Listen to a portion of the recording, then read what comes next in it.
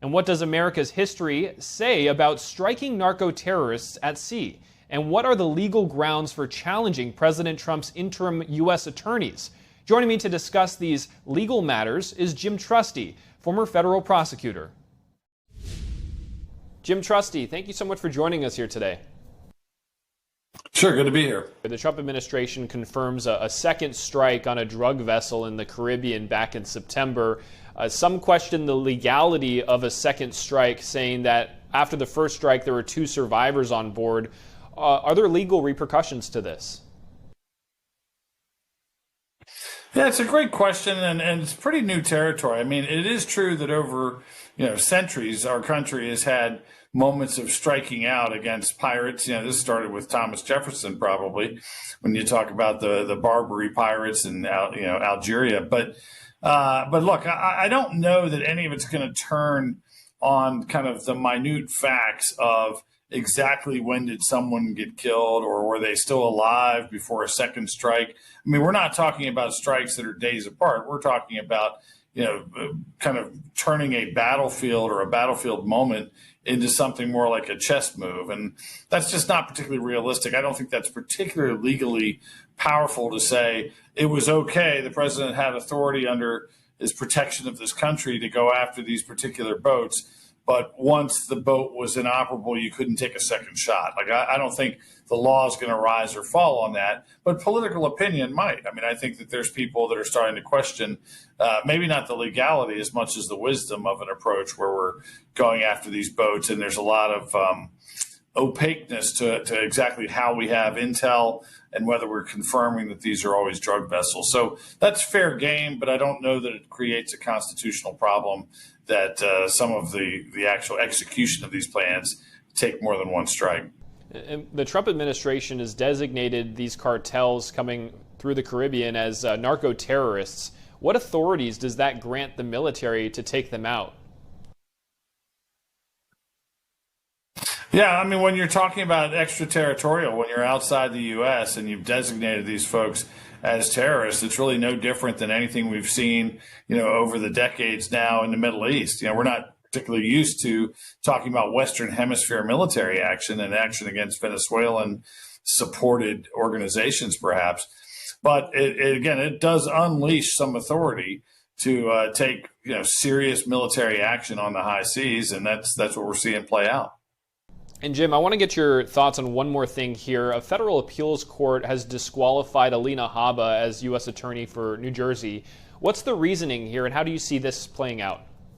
What you had originally were challenges from kind of, unknown defendants, not high-profile cases, in New Jersey saying, wait a minute, she's been in this position of authority without tracking the appointments clause and a particular statute that deals with interim U.S. attorney appointments. And the bottom line of it is, after the New Jersey court basically recused itself from making this decision, a Harrisburg, Pennsylvania federal judge took it over, looked at these statutes and said, look, our preference is for advice and consent. We want Senate-confirmed permanent U.S. attorneys being appointed to these positions. But in the interim, you're allowed to have 120 days to put anybody you want, Mr. President. The problem is the calculation of 120 days. And ultimately, what the Trump administration was doing was trying to essentially stack interim appointments to prolong these temporary non-Senate confirmed appointments. And the court said that doesn't work under the statutory scheme. The district court opinion seemed to me to be a pretty reasonable one, not particularly political. He even stayed his opinion, said, go ahead and appeal me. And now the Third Circuit, with 2 Bush appointees and 1 Obama appointee, unanimously said he's got it right, that this is kind of a simple exercise of statutory interpretation. So it does have the potential to invalidate a lot of cases that are indicted. It obviously has some parallels to what's happening with Jim Comey in Eastern District of Virginia and Letitia James. So this issue of authority is a thorny one legally, because if you don't have other people in the mix, you can't really ratify the actions of an invalid interim U.S. attorney. Now, all that said, one quick thing, the root of the problem is not so much that the administration was trying to be crazy creative. It's this blue slip power where home state senators, when you have an appointment for a U.S. attorney, have this kind of parliamentary trick where they're allowed over the years to say we're not turning in our paperwork, which means essentially the candidate never gets out of subcommittee and never gets a vote to be confirmed to the position of U.S. attorney. And that's happened in Virginia, which created the problem where Lindsey Halligan came in. It happened in New Jersey, where they wouldn't approve of Alina Habba. And the president has dug in and said, I don't really want a candidate that the Democratic senators favor. So across the country, we're seeing these issues bubble up of interim appointments that outlast 120 days, but probably mainly because of the problem of Democratic senators not advising, but simply stifling and killing these candidacies before they even get a heads up or heads down vote.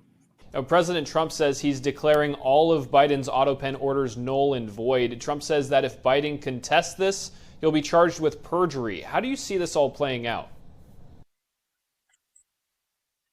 Well, the executive orders are the easy part of this. Autopen or no Autopen, any sitting president can undo the executive orders of the last sitting president. And, even without an accusation of Autopens, Joe Biden seemed to religiously overturn almost every executive order he inherited from President Trump. So that part's easy. It really does kind of come down not just to whether you can prove that the president doesn't know what's going on when things are being signed, but what it is that's being signed. And so I think that the issue there is, signing a law would be pretty difficult to overturn because of the Autopen argument. At the end of the day, Congress is responsible. If they think it's a law, it's a law. Pardons are kind of interesting because there's never been a requirement that a pardon be actually issued in writing. So, and there's also no easy venue to challenge it. So you can say all these pardons are null and void, but what it would really end up taking to see if that plays out that way would be an aggressive prosecutor charging somebody who's been pardoned, having a motion to dismiss and having that wind its way up through the appellate courts where they decide the issue of whether it was a valid pardon. But, in the abstract, it kind of feels good maybe for the president, but it doesn't necessarily have any sort of immediate effect unless somebody really challenges that pardon in court.